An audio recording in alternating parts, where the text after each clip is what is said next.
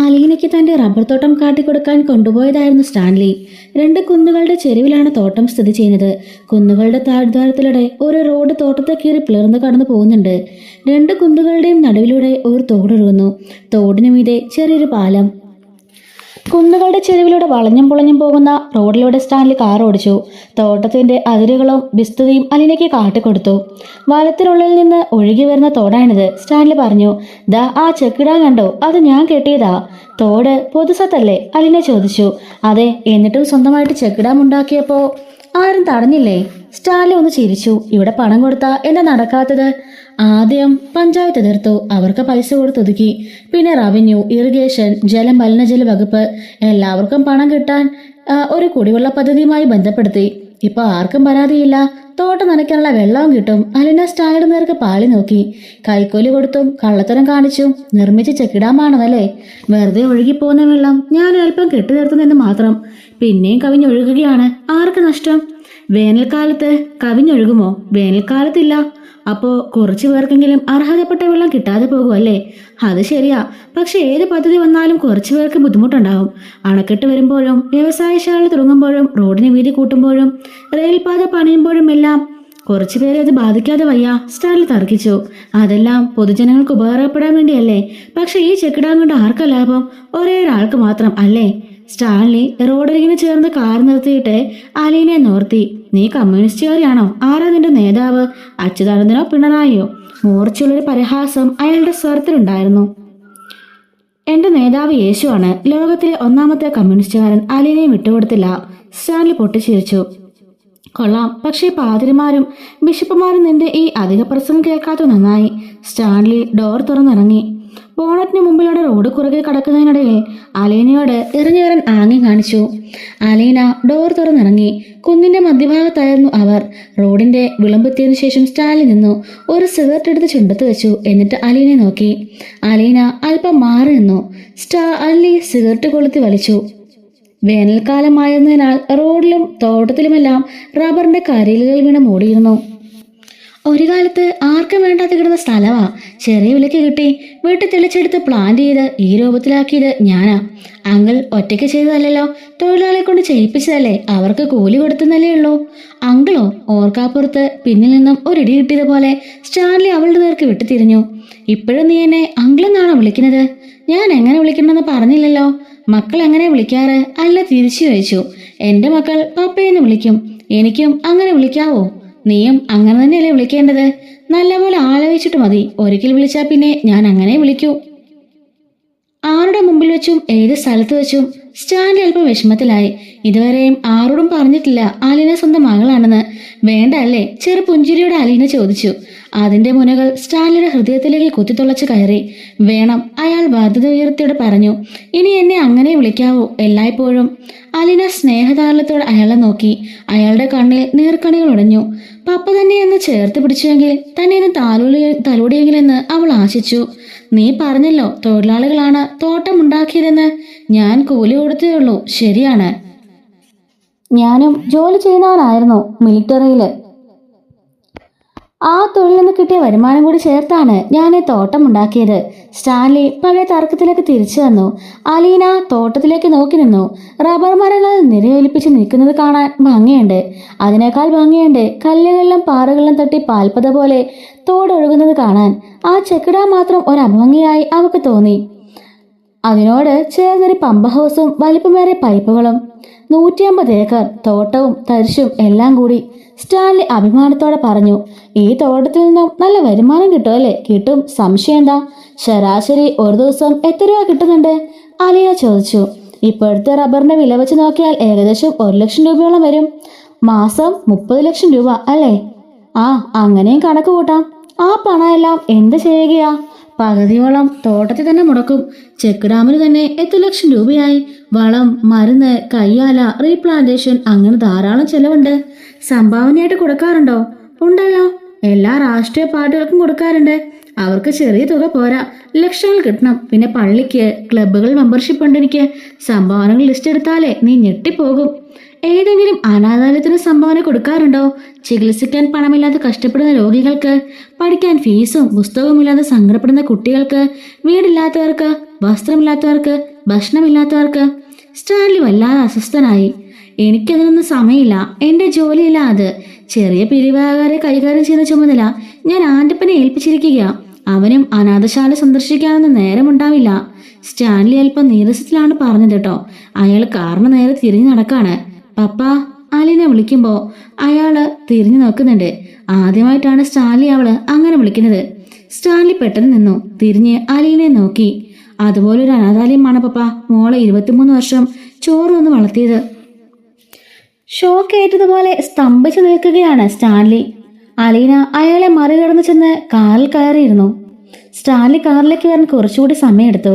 Door അടച്ച ശേഷം വെറുതെ അല്പനേരം ഇരുന്നു. പിന്നെ കാർ സ്റ്റാർട്ട് ചെയ്ത് നീങ്ങി. കാർ റബ്ബർ തോട്ടങ്ങളിലൂടെ പോയിക്കൊണ്ടിരുന്നു. നിനക്ക് എൻ്റെ തോട്ടം ഇഷ്ടപ്പെട്ടില്ല അല്ലേ? സ്റ്റാൻലി ചോദിച്ചു. എനിക്കിഷ്ടപ്പെട്ടു. റിയലി? നല്ല തോട്ടം, ധാരാളം വരുമാനം.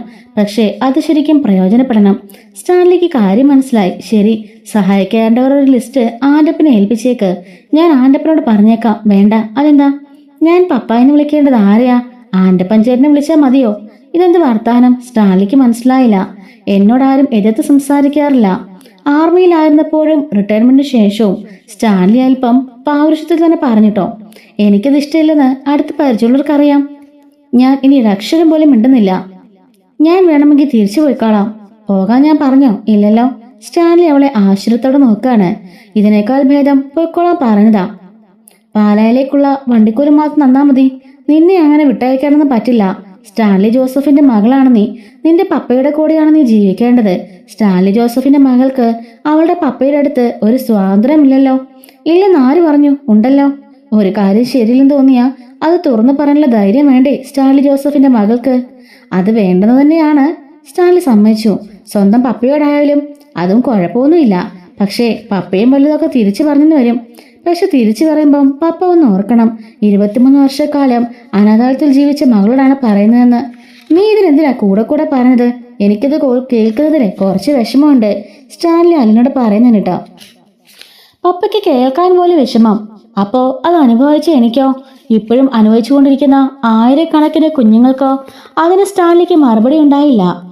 കാർ ബംഗ്ലാവിലേക്ക് തിരിച്ചെത്തി. ആൻ്റപ്പൻ ഓടിയിറങ്ങി വന്ന് ഡോർ തുറന്നു പിടിച്ചു. സ്റ്റാൻലി ഇറങ്ങി. മറുവശത്ത് അലീനയും. പുനലൂരിൽ നിന്ന് വിളിച്ചിരുന്നു. ആര്? കേണൽ സാബിന്റെ അച്ഛൻ. താൻ എന്ത് പറഞ്ഞു? എസ്റ്റേറ്റ് കാണിക്കാൻ പോയിരിക്കുകയാണെന്ന്. ആരെ? അലീന കുഞ്ഞിനെ. തന്നോട് ആര് പറഞ്ഞല്ലോ അങ്ങനെ പറയാൻ? എസ്റ്റേറ്റിൽ പോയിരിക്കുകയാണെന്ന് പറഞ്ഞാൽ പോരായിരുന്നോ? എന്റെ വായിന്ന് വീണ് പോയി സാബ്. തന്റെ വായിന്നിപ്പോ വീഴേണ്ടത് 2 പല്ലാണ്. സോറി സാബ്. അപ്പച്ചൻ എന്ത് പറഞ്ഞു? സാബ് വന്നാലുടനെ തിരിച്ചു വിളിക്കണമെന്ന് പറഞ്ഞു. പപ്പയുടെ മുഖം കോപകുരുഷമാകുന്നത് അലീന ശ്രദ്ധിച്ചു. പപ്പ ചവിട്ടി കുതിച്ച് വീട്ടിനുള്ളിലേക്ക് കയറിപ്പോയി. ആൻ്റപ്പൻ ചേട്ടൻ കുളം കലക്കിയോ? അലീന കുസൃതിയോട് ചോദിച്ചു. എന്ത് പറയാനാ കുഞ്ഞെ, ഒരു കയ്യബദ്ധം പറ്റിപ്പോയി. ഇത് കയ്യബദ്ധമാണോ? വാക്കബദ്ധം അല്ലേ? ഞാൻ ആരാണെന്ന് ആൻ്റപ്പൻ ചേട്ടൻ പറഞ്ഞത്? എനിക്കറിയാവുന്നതൊക്കെ പറഞ്ഞു. അനാഥാലയത്തിൽ വളർന്ന പെൺകുട്ടിയാണ്, പേര് അലീന എന്നാണ്, വീട്ടുവേലക്കാരിയായിരുന്നൊക്കെ. അതെന്തായാലും നന്നായി, അലീന പറഞ്ഞിട്ടോ. ശരിക്കും ആൻ്റപ്പനും അതുപോലെ ബൈജുവും ചേർന്നിട്ടുള്ള ഒരു കളിയായിരുന്നു കേട്ടോ ഇത്. കാരണം അവർക്കറിയണം ഈ അലീന ആരാണെന്ന്. അവർ നോക്കുമ്പോൾ സ്റ്റാൻലിയുടെ ഇളയ മകൾ ഡാനിയുടെ നല്ല ചായയുണ്ട്. എന്നാൽ സ്റ്റാൻലിയുടെ കുടുംബക്കാരെല്ലാം തന്നെ ഇവർക്ക് അറിയാവുന്നതാണ്. അപ്പോൾ ഈ അലീന ആരാ? അലീന വരുന്നതനുസരിച്ചുകൊണ്ട് സ്റ്റാൻലി ആ വീടാകെ പെയിന്റ് അടിച്ച് മൂടി പിടിപ്പിച്ച് അലീനയ്ക്ക് വേണ്ടി എല്ലാം ഒരുക്കി വെച്ചിരിക്കുകയാണല്ലോ. ഇത്രയധികം സൽക്കരിക്കാൻ വേണ്ടി ഈ പെൺകുട്ടി ആരായിരിക്കും എന്ന സംശയം ഇവർക്കുള്ളിലുണ്ട് കേട്ടോ. അതാരാണെങ്കിലും അറിയണമല്ലോ. ഇങ്ങനെ ഒരു പെണ്ണിനോട് കൊണ്ട് താമസിപ്പിക്കുന്ന വിവരം എന്തായാലും സ്റ്റാൻലിയുടെ അച്ഛൻ അറിയണ്ടേ. അതുകൊണ്ട് മനഃപൂർവ്വം തന്നെ ഇവരെ വിളിച്ച് പറഞ്ഞതാണ് കേട്ടോ. ബൈജുവും അതുപോലെ ആൻ്റപ്പനും പിന്നെ ഹൗസ് വൈഫും ഒക്കെ ചേർന്നുകൊണ്ടാണ് ഈ ഒരു പദ്ധതി ഇട്ടത്. ആൻ്റപ്പൻ അങ്ങനെ അപ്പച്ചനെ വിളിക്കുന്നുണ്ട്. വിളിച്ചതിന് ശേഷം അവധക്കുട്ടിച്ചായനെ വിളിച്ചതിന് ശേഷം പറയാണ്, അവധക്കുട്ടിച്ചായ, സ്റ്റാൻലി സാബ് ഇപ്പോൾ ഇവിടെ ഇല്ല, റബ്ബർ തോട്ടത്തിൽ പോയിരിക്കാം. അതിനെന്താടോ താനിപ്പോൾ എന്തിനാ എന്നെ വിളിച്ച് എന്ന് ചോദിക്കുമ്പോൾ പറയുന്നുണ്ട്, വേറൊന്നുമല്ല, ഇന്നലെ ഇവിടെ ഒരു പെണ്ണിനെ കൊണ്ട് താമസിപ്പിച്ചിട്ടുണ്ട്. പെണ്ണോ? ഏത് പെണ്ണ്? പേര് അലീന എന്നാ. ഏതോ അനാഥാലയത്തിൽ വളർന്നൊരു പെണ്ണാന്നാ പറഞ്ഞത്. പെണ്ണോ? എത്ര വയസ്സ് പ്രായം വരും? കണ്ടാൽ ഏകദേശം ഒരു 10-23 വയസ്സ് പ്രായം പറയും. പക്ഷേ നമ്മളുടെ ഡാനിയമ്മോളില്ലേ, അവളുടെ ചെറിയ ലുക്കൊക്കെ ഉണ്ട് കാണാനായിട്ട്. വരുന്നതനുസരിച്ച് ഇവിടെ എന്തൊക്കെ ആഘോഷങ്ങളായിരുന്നു അറിയോ? എല്ലാം ഓടി പിടിപ്പിച്ചു. ആ പെണ്ണിന് വേണ്ടിയുള്ള മുറിയൊക്കെ ഒരുക്കിയിരിക്കുന്നത് ഒന്ന് കാണണം. അതുപോലെയാ ഇവിടെ എല്ലാം സൽക്കരിക്കുന്നത്. ഇതുവരെ അങ്ങനെ ആരെയും നമ്മൾ കണ്ടിട്ടില്ലല്ലോ. പാലായിലെങ്ങാണ്ടുള്ള ഏതൊരു വലിയ മുതലാളി വന്നിരുന്നു. അയാൾ ആദ്യത്തെ ദിവസം ഇവിടെ വന്നതാ. പിന്നെയും പോയിട്ട് തിരികെ വന്നപ്പോൾ ഈ പെണ്ണിനെയും കണ്ടാ വന്ന് ഇവിടെ കൊണ്ട് നാക്കിയിട്ട് പോയി. പോകാൻ നേരം ആ പെണ്ണ് ആ ഒരു ബിസിനസ്സുകാരനെ കെട്ടിപ്പിടിച്ച് കരയുന്നതൊക്കെ കണ്ടു എന്ന് പറയുന്നതാണ് കേട്ടോ. രൂപമൊക്കെ അവതക്കുട്ടിച്ചായം പറഞ്ഞു കൊടുത്തപ്പോൾ അത് ബാലേന്ദ്രനാണെന്ന് അവതക്കുട്ടിക്ക് മനസ്സിലായി കേട്ടോ. അല്ല, എന്നിട്ടിപ്പോൾ ആ പെണ്ണെവിടെ? ആ പെണ്ണും സാബും കൂടി തോട്ടം കാണാൻ പോയിരിക്കുകയാ. ആ സമയത്താ ഞങ്ങൾ വിളിച്ചത്. ഞങ്ങൾ ആരാണെന്നൊന്നും ചോദിക്കാൻ നിന്നില്ല. ആ കൊച്ച് ആ പാലയിലൊരു വീട്ടിലെ ജോലിക്കാരിയാണെന്നാ പറഞ്ഞത്. കേട്ടെടുത്തോളം വല്ല വശപ്പശ കാണാൻ തോന്നി. അതുകൊണ്ടാ ഞങ്ങൾ അങ്ങോട്ട് വിളിച്ച് പറഞ്ഞത്. എന്തായാലും നീ പറഞ്ഞത് നന്നായി. ഞാനേ അങ്ങോട്ടേക്ക് വരുവാ എത്രയും പെട്ടെന്ന് തന്നെ എന്നും പറഞ്ഞുകൊണ്ടാണ് അവതക്കുട്ടി ഫോൺ കട്ടാക്കുന്നത്. എങ്ങനെയെങ്കിലും ആ പെണ്ണിനെ അവിടെ അടിച്ചിറക്കണം എന്ന ഉദ്ദേശത്തിലാണ് കേട്ടോ അവതക്കുട്ടി വരുന്നത്. അവളെ അല്ലെങ്കിൽ അവിടെ നശിപ്പിച്ചു കളയണം എന്നൊരു തോന്നലാണ് കേട്ടോ വരുന്നത്.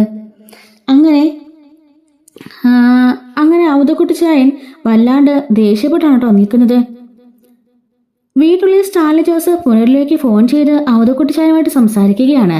അവതക്കുട്ടിച്ചായൻ വല്ലാണ്ട് ദേഷ്യപ്പെട്ടിരിക്കുകയാണ് കേട്ടോ. എന്നോടൊരു വാക്ക് ചോദിച്ചോ ലാലിച്ച? ആ പെണ്ണെ വിളിക്കാൻ പുറപ്പെടുന്നതിന് മുന്നേ നീ ചോദിച്ചോ? അപ്പച്ചനെ കാറയച്ചു ചേർത്തി ഞാൻ കാര്യങ്ങളെല്ലാം പറഞ്ഞത് മറന്നുപോയോ? സ്റ്റാലിൻ ചോദിച്ചു. അന്ന് നിന്നോട് ഞാൻ പറഞ്ഞതല്ലേ അങ്ങനെ ഒരു മകൾ നിനക്ക് ഇല്ലെന്ന് കരുതിയേക്കാനല്ലേ, പിന്നെ നീ എന്തിനാ ഇങ്ങനെ മടയത്തരത്തിന് ചാടി പുറപ്പെട്ടത് എന്ന് പറയുന്നത് കേട്ടോ. ആൻ്റപ്പൻ വിളിച്ച് അവതക്കുട്ടിയുടെ കാര്യമെല്ലാം പറഞ്ഞെങ്കിലും ആൻ്റപ്പനോട് ഒന്നും തന്നെ അവതക്കുട്ടി തുറന്ന് പറഞ്ഞിരുന്നില്ല കേട്ടോ. അത് സ്റ്റാലിൻ ജോസഫിന്റെ മകളാണെന്നുള്ള കാര്യം അവതക്കുട്ടിക്ക് അറിയാം. കാരണം സ്റ്റാലിൻ നേരത്തെ തന്നെ വിളിച്ച് ഇങ്ങനൊരു മകളുടെ കാര്യമൊക്കെ പറഞ്ഞിരുന്നു. അതായത് പാലായിൽ നിന്നും ആദ്യമായി നമ്മുടെ ബാലചന്ദ്രൻ വന്നിട്ട് പോയതിനു ശേഷം ഈ ഒരു കുട്ടിയുടെ കാര്യമൊക്കെ പറഞ്ഞ് അവതക്കുട്ടിയുമായിട്ട് സ്റ്റാൻലിയുമായി വഴക്കുണ്ടാക്കിയിരുന്നല്ലോ. അവതക്കുട്ടിക്കൊക്കെ ഈ ഒരു കുട്ടിയെക്കുറിച്ച് അറിയായിരുന്നു. പക്ഷെ എല്ലാവരും മറച്ചു വെക്കുകയായിരുന്നല്ലോ. അതിനെപ്പറ്റിയൊക്കെ പറഞ്ഞ് അടിയുണ്ടാക്കിയിരുന്നു. എന്നാൽ വീണ്ടും ബാലേന്ദ്രൻ വരുമെന്നും ആ കുഞ്ഞിനെ കൊണ്ടുവരുമെന്നും അത് അലീനയാണെന്നും തന്നെ അവതക്കുട്ടിയോട് പറഞ്ഞിരുന്നില്ല. അങ്ങനെ അവതക്കുട്ടിയെല്ലാം അറിഞ്ഞുകൊണ്ട് തന്നെയാണ് കേട്ടോ സംസാരിക്കുന്നത്. എങ്ങനെയെങ്കിലും ആ പെണ്ണിനെ അവിടെ നടിച്ച് പുറത്താക്കണം, അല്ലെങ്കിൽ അവളെ ആരും അറിയാതെ അങ്ങ് കൊന്നുകളയണം എന്ന് അവതക്കുട്ടി തീരുമാനിക്കുകയാണ്. സ്റ്റാലിൻ ജോസഫിന് ഇങ്ങനെയൊരു മകളുണ്ടെന്ന് പുറലോകം അറിഞ്ഞാൽ നാണക്കേടാ. അത് മാത്രമല്ല അവൻ്റെ ആദ്യ ഭാര്യയും മക്കളും എല്ലാം ഇത് അറിയില്ലേ. അറിഞ്ഞാൽ അത് വലിയൊരു പൊട്ടിത്തെറിക്ക് കാരണമാകും. സഭയിലും പള്ളിയിലും എല്ലാം ഇതൊരു ചർച്ചാ വിഷയമാകും. അങ്ങനെ ഉള്ള പേരും സൽപ്പേരും എല്ലാം പോയി കിട്ടും. അല്ലെങ്കിൽ തന്നെ നമ്മുടെ ഷെറിനുണ്ടല്ലോ, നമ്മുടെ സ്റ്റാൻലിയുടെ പെങ്ങളാണ് ഷെറിൻ്റെ ഈ ഒരു കാര്യം തന്നെ അത്യാവശ്യം ആളുകളൊക്കെ അറിഞ്ഞ് ഒന്ന് ഇതായിട്ട് വരികയാണ്. ആ സമയത്താണ് സ്റ്റാൻലിയുടെ ഈ ഒരു കേസും കൂടി. അവതക്കുട്ടി ആകെപ്പാടെ കലിപ്പിലാണ് കേട്ടോ. അന്ന് ഞാൻ നിന്നോട് പറഞ്ഞല്ലേ സ്റ്റാൻലി, അങ്ങനെ ഒരു മകൾ നിനക്കില്ലെന്ന് കരുതിയേക്കാൻ.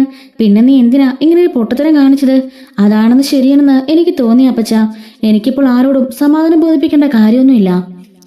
ഇല്ലേ, നിന്റെ അപ്പനായ എന്നോട് നീ സമാധാനം പറയണ്ടേ? നിന്റെ ഭാര്യയോടും മക്കളോടും പറയണ്ടേ? അവളുടെ കുടുംബക്കാരോടും വേണ്ടേ? പള്ളിക്കാരോടും പട്ടക്കാരോടും പറയണ്ടേ? നിനക്ക് അടുപ്പോ ബന്ധമുള്ളവരോട് പറയണ്ടേ? ഇതിന്റെ ഭവിഷ്യത്തുകളെല്ലാം സഹിക്കാൻ തയ്യാറായി തന്നെയാ ഞാൻ ഇങ്ങനൊരു ഡിസിഷൻ എടുത്തത്. സ്റ്റാലിൻ തീർത്ത് പറയുന്നുണ്ട്. അങ്ങനെ നീ മാത്രം സഹിച്ചാൽ മതിയോ? ഇതിന്റെ വരുമരായികൾ എത്ര പേർ അനുഭവിക്കണം ലാലിച്ച? ഞാനിപ്പോ എന്ത് ചെയ്യണമെന്ന് അപ്പച്ചൻ പറയുന്നേ? ആ പെണ്ണ് നിന്റെ മകളാണെന്ന് നീ ഇതുവരെ ആരോടും പറഞ്ഞില്ലല്ലോ? ഇല്ല, ആരോടും പറഞ്ഞേക്കരുത്. ഇത് ചെറിയ അറിയാതെ നമുക്ക് ഇതങ്ങ് ഒതുക്കി തീർക്കാം എന്ന് വെച്ചാ? അതെല്ലാം ഞാൻ വന്നിട്ട് പറയാം. നാളെ രാവിലെ അല്ലെങ്കിൽ ഇന്ന് രാത്രി നീ ഒരു വണ്ടി ഇങ്ങ് വിട്ടേക്ക്. ഞാൻ രാവിലെ തന്നെ എത്തിക്കോളാം. അവളെ പറഞ്ഞയക്കാനാണെങ്കിൽ പോകാൻ റെഡിയായിട്ട് നിൽക്കുകയാണ് അവൾ. എന്നെ എത്ര പിടിച്ചിട്ടില്ല അവൾക്ക്. ഈ വീടും ചുറ്റുപാടുകളൊന്നും ഇഷ്ടമില്ലാത്ത മട്ടാണ്. പിന്നെ എന്താ ലാലിച്ച് തടസ്സമൊന്നും ഇല്ലെന്നാ പറഞ്ഞത്. അതിനുവേണ്ടി അപ്പച്ചൻ മെനക്കെട്ട് ഇവിടെ വരെ വരണ്ട. നീ അവളെ പറഞ്ഞയക്കോ അപ്പച്ച. 23 വർഷം ഒരു അനാഥ മന്ദിരത്തിൽ മതി. നീ വണ്ടി അയച്ചാലും ശരി, ഇല്ലെങ്കിൽ ശരി, ഞാൻ നാളെ രാവിലെ അവിടെയുണ്ട്. നിന്റെ ഒരു കാര്യത്തിനും ആ പാലക്കാരി പെണ്ണെ കല്യാണം കഴിക്കുന്നതിനൊഴികെ എതിര് നിന്നിട്ടില്ലാത്തവനാണ് നിന്റെ അപ്പൻ. ഇനി അവളുടെ മകളുടെ കാര്യത്തിനും ഞാൻ അല്പം എതിര് നിൽക്കാൻ പോവുകയാ. ഒന്നുകിൽ നീ എന്നെ ചവിട്ടി പുറത്താക്കണം, അല്ലെങ്കിൽ അവളെ. അപ്പച്ചൻ വിചാരിക്കുന്ന പോലെ ഒരു പെൺകുട്ടി അല്ല അലീന. ലാലിച്ച, കിട്ടേണ്ടത് കിട്ടിയാൽ പോകാത്ത ആരെങ്കിലും ഉണ്ടോ ഈ ലോകത്ത്? നീ ഫോൺ വെച്ചിട്ട് പോ. സ്റ്റാൻലി എന്തോ മറുപടി വന്ന് ഭാവിക്കുമ്പോഴേക്കും മറുവശത്ത് ഫോൺ വെച്ച് കഴിഞ്ഞു. അല്പസമയത്തിനകം അയാൾ അങ്ങനെ നിന്നു. പിന്നെ ഫോൺ വെച്ചിട്ട് വല്ലാതെ ആലോചന മുറിയിലേക്ക് നടക്കുകയാണ്. സ്റ്റാൻലി വരാന്തയിലേക്ക് ചെന്നു. നായ്ക്കളുമൊത്ത് പുൽത്തകളിൽ കളിക്കുകയാണ് അലീന. അവൾ ഫ്ലൈയിങ് ഡിസ്ക് എറിഞ്ഞു കൊടുക്കുന്നുണ്ട്. നായ്ക്കൾ മത്സരിച്ചോടി അത് കടിച്ചെടുത്തുകൊണ്ട് വരുന്നു. ആൻ്റപ്പനായിരിക്കണം അവൾക്ക് ഫ്ലൈയിങ് ഡിസ്ക് എടുത്ത് കൊടുത്തതെന്ന് സ്റ്റാൻലി ഉറപ്പിച്ചു. സ്റ്റാൻലി അലീനെ തന്നെ നോക്കിക്കൊണ്ട് തൂണിൽ ചാരി നിൽക്കാണ്. അങ്ങനെ നോക്കി നിൽക്കാൻ മരിച്ചുപോയ അമ്മച്ചിയുടെ ചെറുപ്പം അയാൾക്ക് ഓർമ്മ വന്നു. അമ്മച്ചിയുടെ സവിശേഷതകളെല്ലാം തന്നെ അലീനയ്ക്കുമുണ്ടെന്ന് അയാൾക്ക് തോന്നി. നെറ്റിയും തലമുടിയും കണ്ണും മൂക്കും ചിരിയുമെല്ലാം അങ്ങനെ തന്നെ. അമ്മച്ചിയേക്കാൾ ബുദ്ധിമതിയാണ്. ശരിയല്ലെന്ന് തോന്നിയാൽ ആരെയും എതിർക്കാൻ ധൈര്യമുള്ളവളുമാണ് തൻ്റെ മകളെന്ന് സ്റ്റാൻലി ഓർത്തു. അമ്മച്ചിക്ക് അങ്ങനെ ഒരു ധൈര്യമില്ലായിരുന്നു.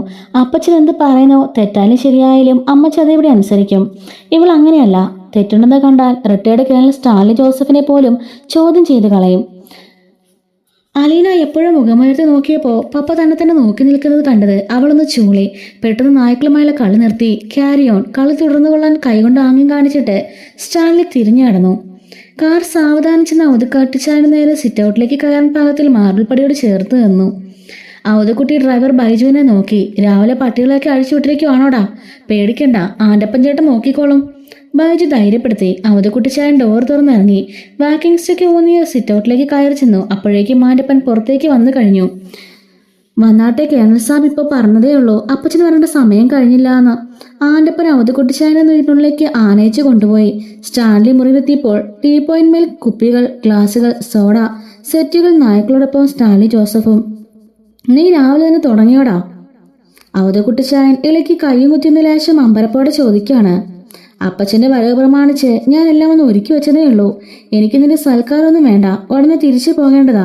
ഉച്ച കഴിഞ്ഞ് പുനലൂര് ചെന്നിട്ട് വേറെ പരിപാടിയൊക്കെ ഉണ്ട്. വേണ്ടെങ്കിൽ വേണ്ട, ഇവിടെ വന്നിരിക്കുക. അവധക്കുട്ടിച്ചായൻ നീരസം ഭാവിച്ച് സ്റ്റാൻലിക്കെതിരുള്ള കസേരയിൽ വന്നിരുന്നു. സ്റ്റാൻലി കുപ്പിയെടുത്ത് 2 ഗ്ലാസുകളിലേക്ക് മദ്യം പകർന്നു. എനിക്ക് വേണ്ടെന്ന് ഞാൻ പറഞ്ഞില്ലേ? ഒരു സ്മോൾ. ഇതിവിടെ കിട്ടുന്ന സാധനമല്ല, എൻ്റെ ഒരു ഫ്രണ്ട് ഫിലിപ്പീൻസിൽ നിന്ന് കൊണ്ടുവന്നതാ. വേണ്ടെന്ന് പറഞ്ഞാൽ നിനക്ക് മനസ്സിലാകത്തില്ലേ? അപ്പച്ചാ, ഇതെപ്പോഴും കിട്ടത്തില്ല, ഞാനിത് ഒറ്റ ദിവസം കൊണ്ട് തീർക്കും. അവധക്കുട്ടിച്ചായൻ മകന്റെ മുഖത്തേക്കും ഗ്ലാസ്സിലേക്കും മാറി മാറി നോക്കി. വെള്ളമൊഴിക്കാതെ എങ്ങനെ ലാലിച്ചാ കഴിക്കുന്നത്? സ്റ്റാൻലി ചെറു പുഞ്ചിരിയോടെ അല്പം സോഡയും വെള്ളം ഗ്ലാസ്സിലേക്ക് പകർത്തി. അവധക്കുട്ടിച്ചായൻ അതെടുത്ത് ഒറ്റ വലിക്ക് മൂന്തി. രുചിച്ച് കഴിക്കേണ്ട സാധന. അപ്പച്ചനത് വെട്ടി വിഴുങ്ങുന്ന പോലെ ഒറ്റപ്പിടുത്തം പിടിച്ചാ അതിന് സുഖം കിട്ടത്തില്ല. എല്ലാം ഒന്നു തന്നെയല്ലേ ലാലിച്ച? വയറ്റിലേക്ക് ചെന്ന് കഴിഞ്ഞാലല്ലേ സുഖം കിട്ടത്തുള്ളൂ. വായിക്ക് രുചി കിട്ടാനാണെങ്കിൽ തേൻ മേടിച്ച് കുടിച്ചാൽ പോരെ? ആൽബർട്ടും റോബർട്ടും അപ്പച്ചനെ സൽക്കരിക്കാറുണ്ടോ? ഓ, വല്ലപ്പോഴും ഒരു തുള്ളി മേടിച്ചെന്നെങ്കിലായി. നിന്റെ അടുത്ത് വരുമ്പോഴേ ഉള്ളൂ ലാലിച്ച മനസ്സ് തെളിഞ്ഞ് വല്ലതും കഴിക്കാൻ പറ്റുന്നത്. ആ, നീ അവളെ അങ്ങ് വിളിച്ചേ, ഞാൻ കാണട്ടെ. അങ്ങനെ വിളിച്ചാ വരില്ല അവൾ. മദ്യപാനവും പുകവലി നടക്കുന്ന മുറിയിലേക്ക് അവൾ കാലെടുത്ത് വെക്കില്ല. അത്രയ്ക്ക് അഹങ്കാരിയാണോ? ആരും വിചാരിക്കുന്ന പോലെയൊന്നും അല്ല ലാലിച്ച. ഇതിപ്പോ അവൾ ആരാണെന്നോ എന്താണെന്നോ ആരും അറിഞ്ഞിട്ടില്ലല്ലോ. നീ അവളെ എൻ്റെ കൂടെ പുനലൂർക്ക് വിട്ടേക്ക്.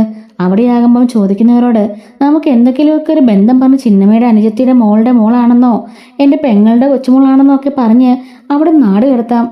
അങ്ങനെ നാട് കടത്താനാണെങ്കിൽ അവളെ ഇങ്ങോട്ട് വിളിച്ചു വരുത്തേണ്ട കാര്യം ഉണ്ടായിരുന്നോ? നാട് കടത്തുക എന്ന് വെച്ചാൽ ഞാൻ ഉദ്ദേശിച്ചത് എവിടെയെങ്കിലും കൊണ്ടുപോയി തള്ളാനല്ല, കൊല്ലാനുമല്ല. നിന്റെ മോളല്ലേ, ഉപേക്ഷിക്കാൻ പറ്റുമോ? ഉടനെ തന്നെ എവിടെയെങ്കിലും ഒരു കല്യാണം ആലോചിച്ച് നടത്തി അയക്കുന്ന കാര്യമാണ് ഞാൻ ഉദ്ദേശിച്ചത്. വയസ്സ് 10-24 ആയില്ലേ? എന്നായാലും ഒരു കല്യാണം വേണ്ടതല്ലേ? അവൾക്കൊരു നീതി കിട്ടണ്ടേ അപ്പച്ച?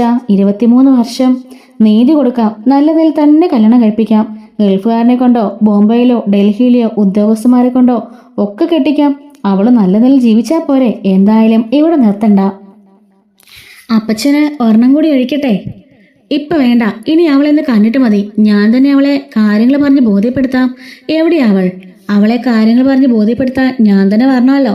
അവധക്കുട്ടിച്ചായൻ എഴുന്നേറ്റ് കഴിഞ്ഞു. തന്റെ ഗ്ലാസ്സിലുള്ളത് പാതി കുടിച്ചിട്ട് സ്റ്റാൻലി ഗ്ലാസ് ടീ പോയിന്റിൽ വെച്ച് എഴുന്നേറ്റു. അപ്പച്ചൻ വാ. സ്റ്റാൻലി അവധക്കുട്ടിച്ചായനെ വിളിച്ചുകൊണ്ട് അലിയുടെ മുറിയിലേക്ക് ചെന്നു. ചാരി ഇരുന്ന വാതിൽ തട്ടി വിളിച്ചിട്ട് അനക്കമൊന്നുമില്ല. സ്റ്റാൻലി വാതിൽ തുറന്നു. അകത്ത് ആരെയും കണ്ടില്ല. ആൻ്റപ്പൻ സ്റ്റാൻലി ഉറക്കെ വിളിച്ചു. എവിടെയൊന്നും അയാൾ ഓടിയെത്തി. ആലീന എവിടെ? കിച്ചണിലുണ്ട് സാർ, ഇവിടെ വരാൻ പറ. ആൻ്റപ്പൻ തിരിച്ചുപോയി. അപ്പച്ചൻ കയറി വാ. സ്റ്റാൻലി അവധക്കുട്ടിച്ചായനെ മുറിയിലേക്ക് കയറ്റി. ഇത് ഞാൻ ഇന്നാൾ വന്നപ്പോൾ കണ്ട മുറി അല്ലല്ലോ ലാലിച്ച, നീ ഇതൊക്കെ പുതുക്കി പണിതോ? അവധക്കുട്ടിച്ചായൻ ചോദിക്കാണ്. ഞാൻ കുറച്ച് മാറ്റങ്ങളൊക്കെ വരുത്തി. അവൾക്കൊന്നിലും ഒരു കുറവ് തോന്നരുതല്ലോ. എന്നാലും ഇതൊരു കൊട്ടാരമുറി പോലെ ആക്കണമായിരുന്നോ? കൊട്ടാരമട്ടത്തിലെന്നല്ലേ നമ്മുടെ വീട്ടുപേരെ. അതിലൊട്ടും കുറവ് വരുത്തണമെന്ന് കരുതിയപ്പച്ച. അവധക്കുട്ടിച്ചാൻ അതിശയത്തോടെ മുറിയിലെ സൗകര്യങ്ങൾ നോക്കിക്കാണ്. അതിനിടയിൽ ഇടനാഴിലാരോ ഓടി വരുന്ന കാലച്ചയും പപ്പ എന്നെ വിളിച്ചോ എന്ന ചോദ്യം കേട്ടു. ഔതക്കുട്ടിച്ചായൻ പതിയെ തിരിഞ്ഞു നോക്കി. വാതിൽക്കൽ ഒരു പെൺകുട്ടി ചെറിയ കിതപ്പോടെ വന്ന് നിൽക്കുന്നു. ഔതക്കുട്ടിച്ചായൻ ഒരു നിമിഷം ഞെട്ടിപ്പോകുന്നുണ്ട് കേട്ടോ. വീണ്ടും വീണ്ടും അവളെ തന്നെ നോക്കി. അയാളുടെ മനസ്സ് പിടിവിട്ട് 55 വർഷം പിന്നിലേക്ക് പോയി. ചിന്നമ്മയുടെ തൽസരി രൂപമാണ് വാതിൽ കാണുന്നത്. അന്നു ചട്ടയും കച്ചമുറയുമായിരുന്നു ചിന്നമ്മയുടെ കല്യാണവേഷം. ഇവൾ ചുരിദാർ അണിഞ്ഞിരിക്കുന്നു. മരിച്ചു പോയവളെ വീണ്ടും ജീവനോട് കണ്ടതുപോലെ ഔതക്കുട്ടിയുടെ ദേഹം കുളിരി കോരിട്ടോ. ഇങ്ങോട്ട് കയറി വരൂ, സ്റ്റാൻലി അവളോട് പറഞ്ഞു. അലീന തല്ല് സങ്കോചത്തോടെ മുറിക്കുള്ളിലേക്ക് കയറി ചെന്നു. അപ്പച്ച, ഇവളാണ് കക്ഷി, അലീന. ഇത് നിന്റെ വല്യപ്പച്ചൻ, അതായത് എന്റെ അച്ഛൻ. നമസ്കാരം. അല്ല വൃദ്ധന നേർക്ക് കൈകൂപ്പി. ഔതക്കുട്ടിച്ചായൻ അപ്പോഴും ആദ്യത്തെ ഷോക്കിൽ നിന്ന് വിമുക്തനാവാതെ തരിച്ചു നിൽക്കുകയാണ്. അങ്ങനെ അപ്പച്ചൻ തന്നെ നോക്കി നിൽക്കുന്നത് കണ്ട് അലിനിക്ക് വല്ലാത്തൊരു നാണമൊക്കെ തോന്നുകയാണ്. അവൾ ഇന്ന് അനങ്ങിയപ്പോൾ എന്നിട്ട് പതിസ്വരത്തിൽ ചോദിക്കുകയാണ്, വല്യപ്പച്ചൻ്റെ പേരെന്താ? പേര് ഔതക്കുട്ടിച്ചായൻ. ഔതക്കുട്ടിച്ചായൻ എന്ന് പറയാൻ പോലും അയാൾക്ക് ഒരു നിമിഷം എടുത്തു കേട്ടോ. കാരണം ആ ഒരു സ്വപ്നം പോലെ തോന്നിച്ചിരുന്ന ആ ഒരു സമയത്തു നിന്ന് അദ്ദേഹം ഇങ്ങനെ ഉണർന്നതേ ഉള്ളൂ. കൊട്ടാരമഠത്തിൽ ഔതക്കുട്ടിച്ചായൻ എന്നാണ് പരക്കെ അറിയപ്പെടുന്നത്. സ്റ്റാൻലിയാണ് പരിചയപ്പെടുത്തിയത്. അതെ, ഔതക്കുട്ടിച്ചായൻ. വൃദ്ധൻ ചെറുടി ചമ്മലോട് അലിനോട് സമ്മതിക്കുന്നത്. നിങ്ങൾ തമ്മിൽ സംസാരിക്ക്, അത് കഴിഞ്ഞിട്ട് ഞാൻ വരാം, സ്റ്റാൻലി പറഞ്ഞു. അയാൾ മുറിവിട്ട് പോവുകയും ചെയ്തു. അലിനെ കൗതുകത്തോടെ ഔതക്കുട്ടിച്ചായനെ നോക്കി. അയാൾക്കാണെങ്കിൽ അവളോട് എന്ത് പറഞ്ഞെന്ന് ഒരു പിടിയും കിട്ടിയില്ല. അതുകൊണ്ട് ഇങ്ങനെ ചോദിച്ചു, പിന്നെ എന്തൊക്കെയുണ്ട് വിശേഷങ്ങള്? ബാഗും പെട്ടിയും ഒക്കെ അടുക്കി തയ്യാറായിട്ട് നിൽക്കാം ഞാൻ. അലിൻ ചിരിയോടെ പറഞ്ഞു. എന്തിന് പോകാൻ? എങ്ങോട്ട് പോകാനാ? അതറിയില്ല. ആൻ്റപ്പച്ചേട്ടൻ എന്നോട് പറഞ്ഞു പോകാൻ ഒരുങ്ങി ഇരുന്നോളാൻ. പപ്പയുടെ അപ്പച്ചൻ ഇങ്ങോട്ട് വരുന്നുണ്ടെന്ന്. വന്നാലുടനെ എന്നെ ഇവിടുന്ന് പറപ്പിക്കുമെന്ന്. ഞാനാണെങ്കിൽ എപ്പോഴേ റെഡി. ഔതക്കുട്ടിച്ചായൻ വല്ലാതൊന്ന് ചമ്മി നിൽക്കാണ്. ആൻ്റപ്പൻ അങ്ങനെ പറഞ്ഞോ? അവനെ ഞാനൊന്ന് കാണട്ടെ. ആൻ്റപ്പൻ ചേട്ടത് പറഞ്ഞത് ശരിയല്ലേ? എന്നോട് ഭയങ്കര ദേഷ്യമല്ലേ വലിയപ്പച്ചൻ വന്നത് ഇവിടുന്ന് പറഞ്ഞു വയ്ക്കാൻ വേണ്ടി? ഔതക്കുട്ടിച്ചായൻ ഒന്നും മിണ്ടാതെ നിൽക്കാണേ. കള്ളം പറയാനും വയ്യ, ഒഴിഞ്ഞു മാറാനും വയ്യാത്തൊരവസ്ഥയിൽ. അതൊക്കെ ശരിയാ, സമ്മതിച്ചു. അതിപ്പം ആരായാലും അങ്ങനെയൊക്കെയല്ലേ വിചാരിക്കത്തുള്ളൂ. വല്യപ്പച്ചൻ്റെ കുറ്റം പറഞ്ഞൊന്നുമല്ല, കുറ്റം എൻ്റേതാ. ഞാൻ ഇങ്ങോട്ട് വരാൻ പാടില്ലായിരുന്നു. എനിക്കൊട്ടും പാകമല്ലാത്ത ഒരു സ്ഥലം. ഇവിടുത്തെ രീതികളോട് ഇറങ്ങിച്ചേരാനേ പറ്റുന്നില്ല. പപ്പ എനിക്ക് വേണ്ടി വാങ്ങിച്ച ഡ്രസ്സുകൾ പോലും എനിക്ക് പാകമല്ല. സത്യം പറഞ്ഞാൽ ഞാനിവിടെ ഒരു അനാവശ്യ വസ്തുവാ. ഇരുമ്പ് സാധനങ്ങൾ മാത്രം വിൽക്കണ കടയിൽ വലിയൊരു പാവക്കുട്ടിയെ കൊണ്ടെന്ന് വെച്ചാൽ പ്ലാസ്റ്റിക്കിൽ പൊതിഞ്ഞു വെച്ചിരിക്കുന്ന പോലെ അലിനെ പറഞ്ഞു. ഇത് അത്രയ്ക്ക് മോശം സ്ഥലമാണോ? ഔതക്കുട്ടിച്ചായൻ ചോദിക്കുമ്പം സ്ഥലമല്ല മോശം, കാലാവസ്ഥയും ചുറ്റുപാടുകളൊക്കെയാ. ഒരു ചെടി കൊണ്ടുവന്ന് നട്ട് വെള്ളമൊഴിച്ചാൽ അത് വേര് പിടിച്ച് വളർന്നോളും. ഒരു മരം പറിച്ചുകൊണ്ട് നട്ടാലോ എത്രയൊക്കെ വെള്ളം കൊടുത്താലും വേരുകളൊക്കെ ചീഞ്ഞ് അത് പോയില്ലേ എന്ന് പറയാണ്. വൃദ്ധൻ അവളുടെ മുഖത്ത് തന്നെ കണ്ണെടുക്കാതെ നിൽക്കുകയാണ്. അതുകൊണ്ട് വല്യപ്പച്ചനെ പറഞ്ഞു വയ്ക്കുന്നതിൽ എനിക്ക് സന്തോഷമുള്ളൂ. ഞാനിവിടെ താമസിക്കുന്നത് കൊണ്ട് ആർക്കും ഗുണമില്ലെങ്കിൽ പിന്നെ എന്തിനാ? മറിച്ച് ചില കുഴപ്പമുണ്ടാകാൻ സാധ്യതയുണ്ടെന്ന് അറിഞ്ഞു. പപ്പയുടെ ഭാര്യ, മക്കൾ, മറ്റ് ബന്ധുക്കൾ. ഇങ്ങോട്ട് വരണമെന്ന് ആശ വന്നവളല്ല ഞാൻ. കടപ്പാട്ടൂരെ അച്ഛൻ്റെ കടമ ചെയ്തതാ. അതുകൊണ്ട് ഒരു ഗുണം ഉണ്ടായി. പപ്പയും വല്യപ്പച്ചനെയൊക്കെ കാണാൻ പറ്റിയല്ലോ. ആ സന്തോഷം തന്നെ ധാരാളം. ഞാൻ പോയിക്കോളാം. ഔതക്കുട്ടിച്ചായൻ ഇതൊന്നുമല്ല പ്രതീക്ഷിച്ചത്. ശത്രുപാളയത്ത് നിന്ന പോലെ നുഴഞ്ഞു കയറി വന്ന ഒരു പെണ്ണ്. അവൾ ലാലിച്ചന്റെ മകളായിരിക്കാം. എന്നാലും അവളുടെ വരവിന്റെ ഉദ്ദേശശുദ്ധിയെ സംശയിക്കണം. ഒരു വിഷവത്തായി ഈ കുടുംബ ചുറ്റുപാടുകൾ വളർന്നപ്പെടാൻ ഇടയാകരുത്. എന്തെങ്കിലും കൊടുത്ത് ശല്യം ഒഴിവാക്കണം. ഈ വിധ ചിന്തകളോടുകൂടിയാണ് ഔതക്കുട്ടിച്ചായൻ പെണ്ണിൽ നിന്നും കുളത്തൂപ്പുഴയ്ക്ക് തിരിച്ചത്. എന്നാലിപ്പോ എല്ലാം തകിടം മറിഞ്ഞു. പൂവ് പോലെ ഒരു പെൺകുട്ടി. അവൾക്ക് സ്വാർത്ഥ ലക്ഷ്യങ്ങളൊന്നുമില്ല. ഒട്ടുമിണങ്ങാത്ത സ്ഥലത്ത് നിന്ന് ഒഴിഞ്ഞു പോയാൽ മതിയെന്നാണ് അവൾക്ക്. ഇവിടെ വന്ന് ഒരു ചൂലെടുത്ത് നിന്നെ അടിച്ചോടിക്കാനൊന്നും വന്നതല്ല വല്യപ്പച്ചൻ. ഔതക്കുട്ടിച്ചായൻ ഒരു കസേരയിലിരിക്കുകയാണ്. ഇരിക്കുമോളെ, എനിക്കിവിടെ കുറച്ച് സംസാരിക്കാനുണ്ട്. വല്യപ്പച്ചന് കുടിക്കാൻ എന്താ വേണ്ടത്? കുടിക്കാനൊക്കെ അവൻ തന്നു. അലീന മുഖം ചേരിച്ച് ഒരു നോട്ടം നോക്കുന്നുണ്ട്. ചെറുപ്പത്തിൽ കൂട്ടുകാരൊക്കെ കൂടി കള്ളു കുടിച്ചിട്ട് പാതിരായ്ക്ക് കയറി വരുമ്പോൾ ചിന്നമ്മ നോക്കാറുള്ള അതേ നോട്ടം. അതിൽ പരിഭവമുണ്ട്, സങ്കടമുണ്ട്, സ്നേഹശാസനയുണ്ട്, ഒരൽപ്പം ദേഷ്യമുണ്ട്, അപേക്ഷയുണ്ട്. പിന്നെയും വേദിച്ച് അറിയാനാവാത്ത അനേകം അർത്ഥങ്ങളുണ്ട്. വൃദ്ധൻ പഴയൊരു ഓർമ്മയിൽ മന്ദഹസിച്ചുകൊണ്ട് പറഞ്ഞു. എന്തായാലും ലാലിച്ചന്റെ മോളാണല്ലോ നീ. ലാലിച്ചനോ? അലീന അതിശയത്തോട് ചോദിക്കാണ്. സ്റ്റാൻലിക്ക് ചിന്നമ്മയിട്ട പേരാ. ചിന്നമ്മയെന്ന് വെച്ചാ എൻ്റെ ഭാര്യ, നിന്റെ വല്യമ്മച്ചി. പാവം മരിച്ചുപോയി. സ്റ്റാൻലിയെ അവൾ അങ്ങനെ വിളിക്കുമായിരുന്നുള്ളൂ. പിന്നെ ഞങ്ങളും അങ്ങനെ തന്നെ വിളിക്കാറ്. ലാലിച്ചൻ. അലീന മൃദുവായ ആ പേര് ഉച്ചരിച്ചു. പക്ഷേ ആ പേരും ആളും തമ്മിൽ ഒരു പൊരുത്തമില്ല. റിട്ടയർഡ് കേണൽ സ്റ്റാൻലി ജോസഫ് എന്നുള്ള പേര് തന്നെയാ ചേർച്ച. അലിന്റെ പുഞ്ചിരിയോടെ പറയാണ്. അവധക്കുട്ടിച്ചായൻ ഉറക്കെ ചിരിച്ചു. ഇതൊന്നും അല്ലായിരുന്നു അവന്റെ സ്വഭാവം, മെരുങ്ങിയതാ. അലിനിക്ക് കേട്ട് ചിരി വന്നു. നേരത്തെ മനുഷ്യരൊന്നും അല്ലായിരുന്നോ? കടുവയല്ലായിരുന്നോ കടുവ? അവധക്കുട്ടിച്ചായൻ ചിരിയോടെ പറയുന്നുണ്ട്. ദോഷം പറയരുതല്ലോ, എന്റെ ചെറുപ്പത്തിലെ സ്വഭാവം തന്നെയാ ലാലിച്ചിന് കിട്ടിയിരിക്കുന്നേ. അതായത് ഒരു വീട്ടിൽ 2 ഘടകം ഉണ്ടായിരുന്നെന്ന് ചുരുക്കം. അലീന അങ്ങനെ തമാശ പറയാണ്. അവധക്കുട്ടിച്ചായൻ നിയന്ത്രണം വിട്ട് പൊട്ടിച്ചിരിക്കുന്നുണ്ട്.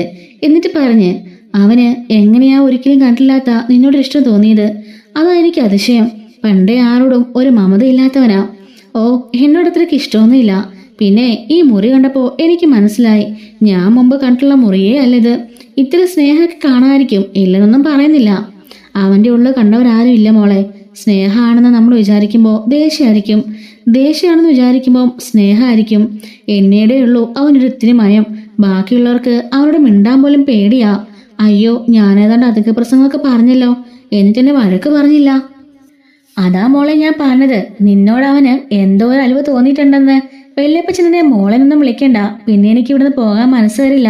പറഞ്ഞയക്കുന്നെങ്കിൽ ദേഷ്യപ്പെട്ട് പറഞ്ഞയച്ചേക്കണം, സ്നേഹിച്ച് സങ്കടപ്പെടുത്തരുത്.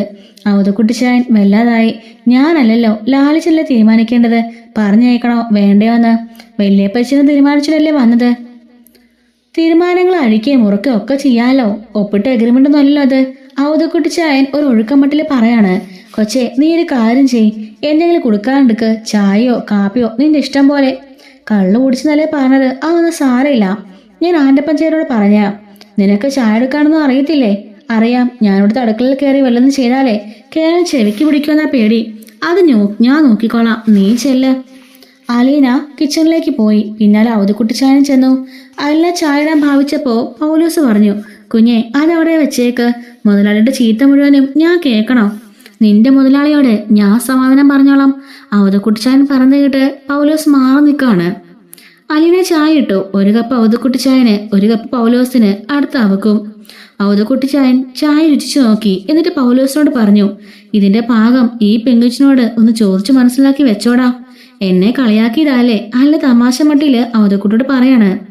ആണെന്ന് വെച്ചോ, പക്ഷെ എനിക്കിനി ഇങ്ങനത്തെ ചായ കുടിക്കാൻ നീ തന്നെ ഇട്ടു തരികയും വേണം. കള്ളു കുടിച്ച വയറ്റിലോട്ട് ചായ ചെല്ലുമ്പോ പിരിഞ്ഞു പോകും വല്യപ്പച്ച. പാല് പിഴണ പോലെ പിരിഞ്ഞോട്ടെ, ആർക്ക് ചേരും? ചിന്നമ്മ ഉണ്ടാക്കി തന്ന എന്തുമാത്രം ചായ അങ്ങനെ പിരിഞ്ഞു പോയിരിക്കുന്നു. സംതൃപ്തമായ ചിരിയോടെ അവധക്കുട്ടി ആ ചായ കുടിക്കുകയാണ്. ഞാൻ ലാലിച്ചനെ ഒന്ന് കണ്ടേച്ചും വരാം.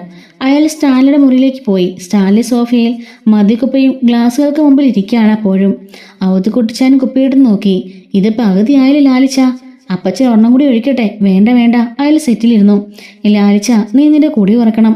ഒരു പെങ്കൊച്ച് ഈ വീട്ടിലുണ്ടെന്ന് ഓർമ്മ വേണം നിനക്ക്. അവൾക്ക് കുടിക്കണവരെ വിളിക്കണവരെ ഇഷ്ടമില്ലെന്നല്ലേ പറഞ്ഞത്? അപ്പച്ചനോട് സംസാരിച്ചോ? ഓ സംസാരിച്ചു എന്ന് തോന്നി. എന്റെ സകല കണക്കുകൂടലും അവളെ തെറ്റിച്ചു കളച്ചല്ലോ ലാലിച്ച. ഞാൻ കരുതിയത് എങ്ങാണ്ടെന്ന് വലിഞ്ഞു കയറി വന്ന ഒരനാഥപ്രദമാണെന്നല്ലേ. അവൾ എന്തൊരു മിടുക്കി പെൺകുട്ടിയാ. അവൾ നിന്റെ മോള് തന്നെയാ, എനിക്കത് ഉറപ്പായി. ഇനി സംശയമൊന്നും